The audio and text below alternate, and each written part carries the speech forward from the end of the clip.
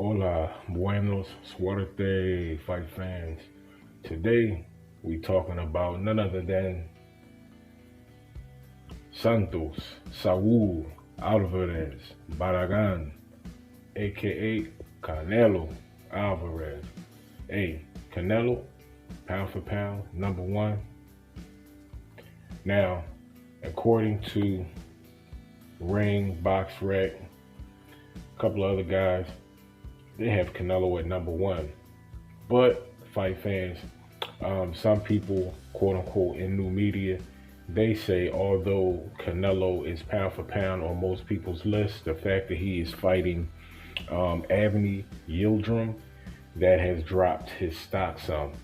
Now, before we get into that fight, fans, Canelo, in case you guys don't know, he's from Guadalajara, Mexico. He stands at 5'9", weight 174. Although he fought in the welterweight division, we'll also get into that. He's a four-division champion. Divisions consisting of light middleweight, middleweight, super middleweight, and light heavyweight. Yeah, Canelo's moving and grooving, man. He's moving up, down, left, right, doing this thing. You dig what I'm saying? His record is 51-2. The only loss that he has had on his record, most people know. In case you don't know, fight fans, please let me inform you. Floyd Money Mayweather. That is the loss that he has on his record. Now, since he lost to Floyd Money Mayweather, arguably, that was probably the best loss of his career. Because since he lost to Floyd Money Mayweather, aka TBE, aka TNT, he has grew leaps and bounds as far as his skill, as far as his defense, you know what I mean, as far as his upper body movement. Canelo is still not super explosive on his feet, but he consistently makes up with that with his upper body movement. Canelo, after the Floyd loss, has become extremely elusive. It's very hard to get a shot off with Canelo. And if you do get a shot off, generally you might eat one in return, or that shot is not effective enough to do damage because he's generally probably moving or rolling with the punches instead of catching the punches clean.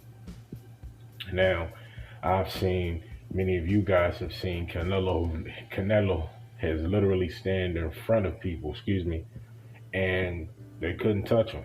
You know what I mean? They literally could not touch him. And it's a beautiful thing to watch. So in boxing, when you lose, a lot of people try to ride you off. But depending upon who you lose to in boxing, can actually elevate your status and elevate, excuse me, your notoriety, fight fans.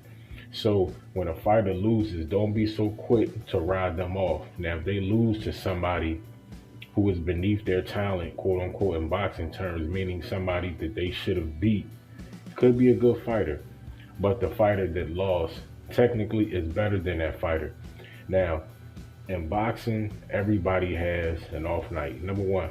And even if your competition is somewhat lesser in talent than you are, they can still beat you because that's just how boxing is.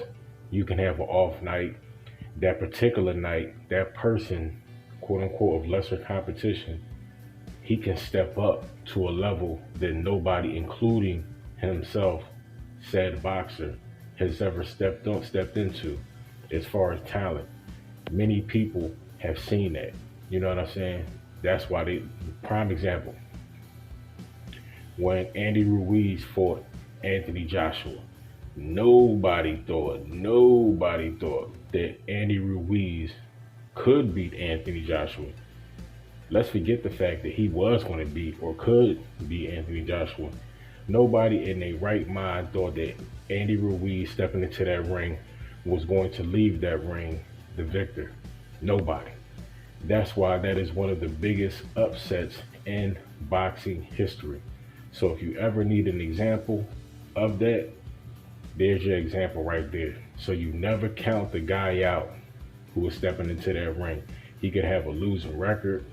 I mean, Vegas could have him super down as far as the odds. Everybody can have him out as far as pulling out the victory. But if you are the fighter, be smart. Go into that ring, because guess what? You can be the next highlight. You could be the next upset story in the book of boxing's Hall of Fame. You know what I mean? Trust me. Because Anthony Joshua, although he did, you know what I'm saying, avenge that loss, you can't get that back. You can't get that back. The fact that Andy Ruiz, he did not only upset you, but he did it in very, very, very good fashion. He knocked Anthony Joshua down like 4 times. You know what I'm saying? Had him jacked up. So don't sleep on people. You know what I mean? So Avni Yildirim, Canelo.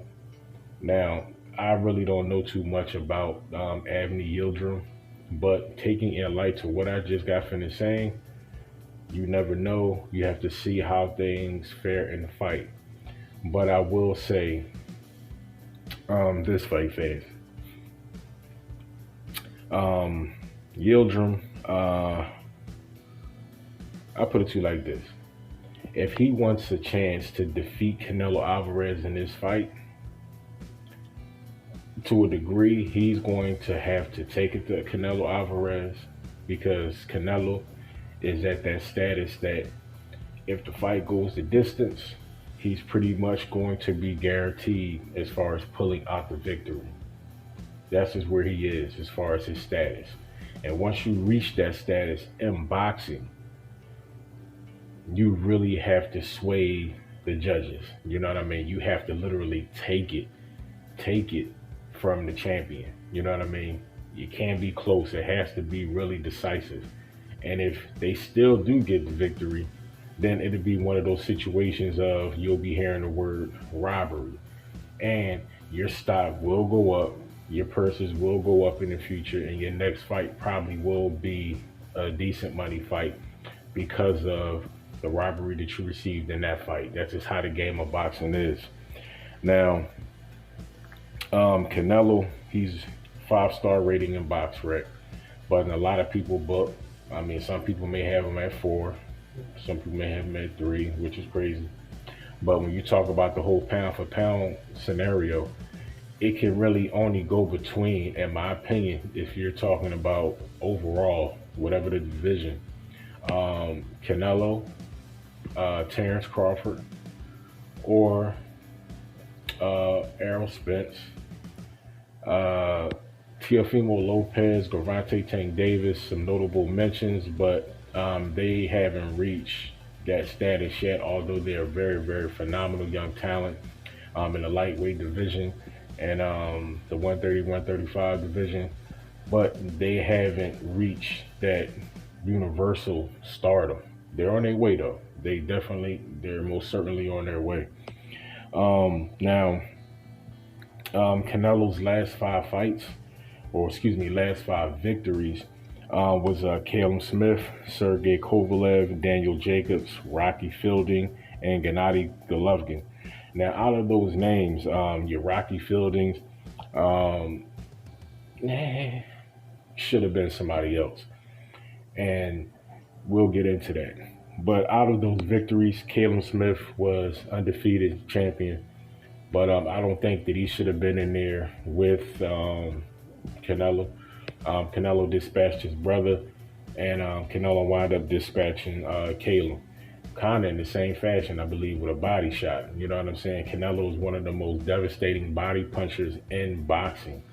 That's what makes him so dangerous, because, as I said, as far as Avni, if you try to go in there and take it from Canelo, you have to be careful, because not only he can box, but he can bang. His body shots are super devastating. Now, I give Canelo also a plus, because every fight he does approach that fight differently. Every fight he looks different. That's what also makes him so talented, because he doesn't come into the same fight fighting like he did in the last fight. So if you fight Canelo, you don't know which version you're going to see. And that's very hard to do, because sometimes you see fighters, they just look the same. They style look the same. But Canelo does switch it up. He doesn't look the same generally in each fight. So his talent and game plan and the way that he executes the fight and game plan, it changes based upon his competition, and it changes, every fight. So if he's fighting a taller guy, a shorter guy, and so on and so forth. Like when he fought Caleb Smith, he's the bigger guy, but he not only chopped him down as far as going to the body, he also limited Caleb Smith by damn near breaking his arm. Excuse my language. You know what I'm saying? He almost broke Caleb's, I believe that was his left arm. You know what I mean? He had a severe contusion that left his arm, especially after the fight. If you looked at it, you know what I'm saying? His arm looked like it was broken. You know what I'm saying? But he had a severe contusion, and I believe in the fight, I know that was causing him some discomfort and some pain. So Canelo is smart, man. It's not always about hitting the body or hitting the head. No. See, that's an old school trick right there. You know what I'm saying? You punch a guy in their arms, you know what I'm saying? So they can't raise him. Especially, think about it, man, if it's a big guy like Caleb Smith, if you punch him in the arms and the shoulder like that, you know what I'm saying? His arms are long, and that length equates to weight. So those arms is heavy. So if you got to hold those big arms up, you know what I'm saying, and your arm is halfway beat up, you know what I'm saying, it's going to be hard to do that. So what's going to happen is going to be hard to keep your hands up, you know what I'm saying? So your guard is constantly going to be adjusted because it can't stay fixed in a position because your arm is injured, your arm is hurt. So what is that going to do when you drop that hand? It's going to leave your chin exposed, you know what I'm saying? It's going to leave your temple exposed, you know what I mean? And as you try to adjust, you're going to be opening up windows in your body. Now, Canelo's a smart fighter. When he sees these windows, when he sees these opportunities, he always capitalizes. That's why he's very devastating going to the body, because when he frustrates a guy as far as going up top to the head, and then once he starts to see certain things break down as far as his guard, he goes right to the body. You know what I'm saying? He mixes it up very well. Canelo is a very good combination puncher. And at the end of those combinations in the series, they always generally land, with the body shot. That body shot is a hard body shot. And generally, they connect.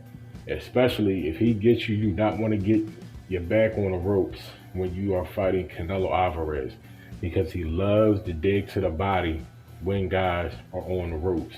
You want to watch that left hook to the body when you on the ropes. Now, if you're in the middle of the ring, he likes to throw, you know what I'm saying, that right uppercut to the body. You know what I'm saying? I'm trying to tell you, man, I be watching Canelo, man. He's very smart, very dangerous. And now, like I said, Caleb Smith, Sergey Kovalev, kind of on his way out. You know what I'm saying? One time the Crusher was very devastating, like when he was fighting quote unquote Andre Ward during that time. That's when Crusher Kovalev was at his most lethal. But I think after the loss to Andre Ward, especially the second time, because the first time, arguably, some people said the Crusher should have won, but the rematch, Andre Ward came back, you know what I'm saying, probably landed the best shot in the fight when he caught him, I think it was with a right hand.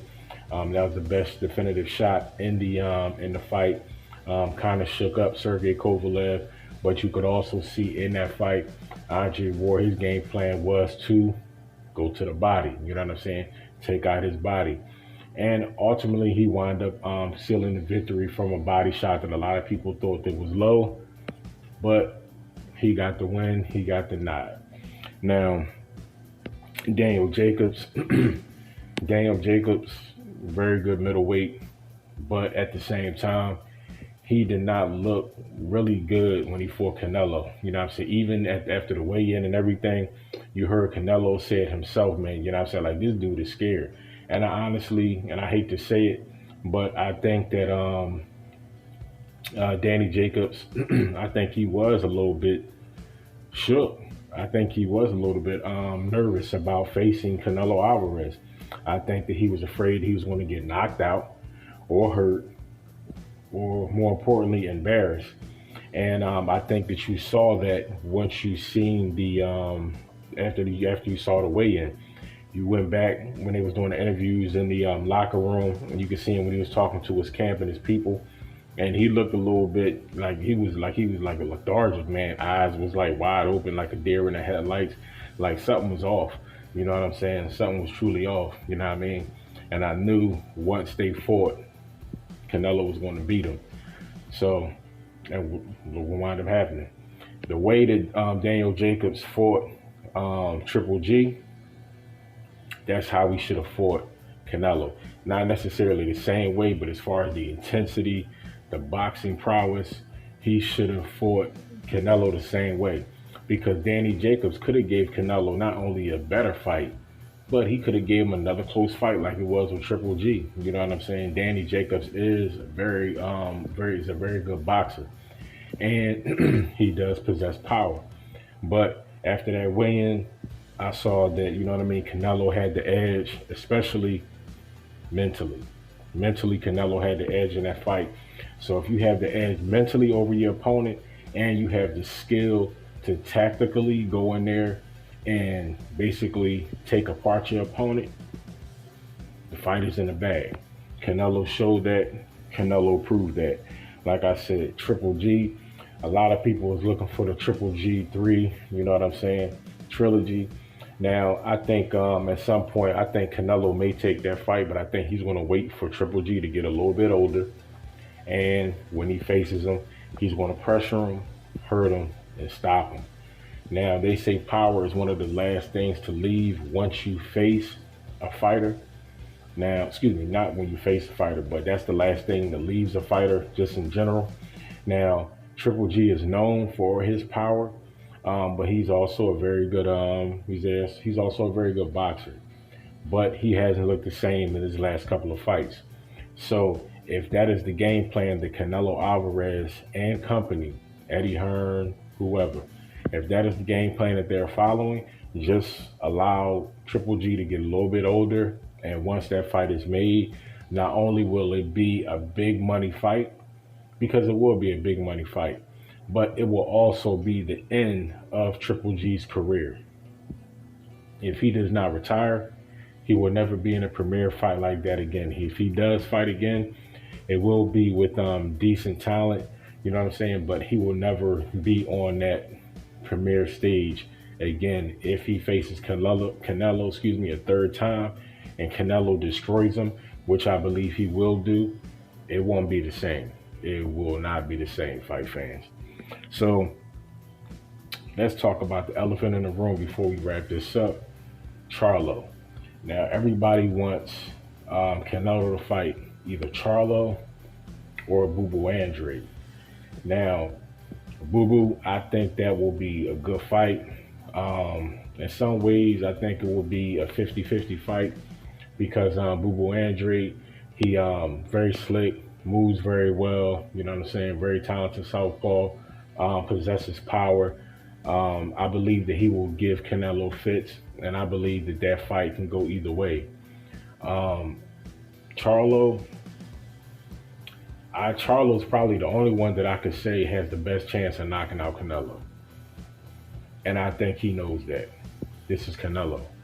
Canelo knows that that's a very dangerous fight. I mean, they can say what they want to say, but Canelo knows if they fight Charlo, you know what I'm saying, it's a chance that he's going to get knocked out because he does possess that power. That's Charlo.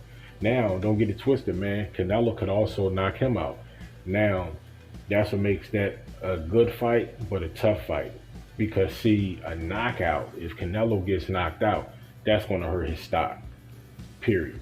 That's just the way boxing goes. The higher you go, and when you fight a dangerous fight like that, and if you lose a dangerous fight like that, it's going to affect your stock. You can bounce back, but it is going to affect your stock. And the guy who knocks you out, he's going to elevate, and he's going to have his time to shine in the sun for a minute. Now, with a guy like Charlo, if he does get that opportunity to shine, chances are, he's going to be shining for a while because he is that talented. You know what I'm saying? They're already champions.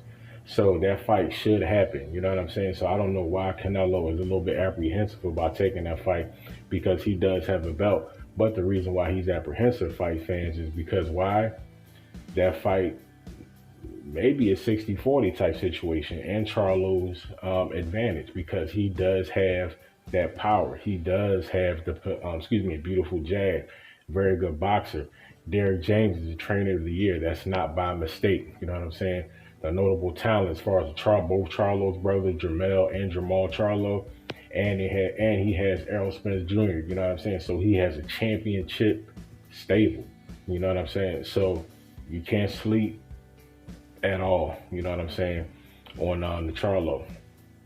Now, moving forward, this fight with Avni Yildirim, Canelo's going to, I'm going to just go out on a limb and say Canelo's going to stop him in 5 rounds. In 5 rounds, Canelo's going to stop him.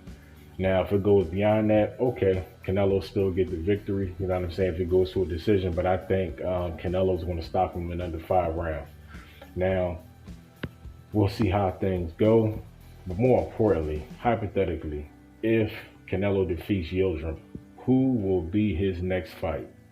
You guys leave that in the comments, man. This is your boy, Real Talk Live Sports, a.k.a. the Ghetto Stephen A. Don't forget to like, comment, and subscribe. Share these videos on whatever social platform. Be blessed. Be humble.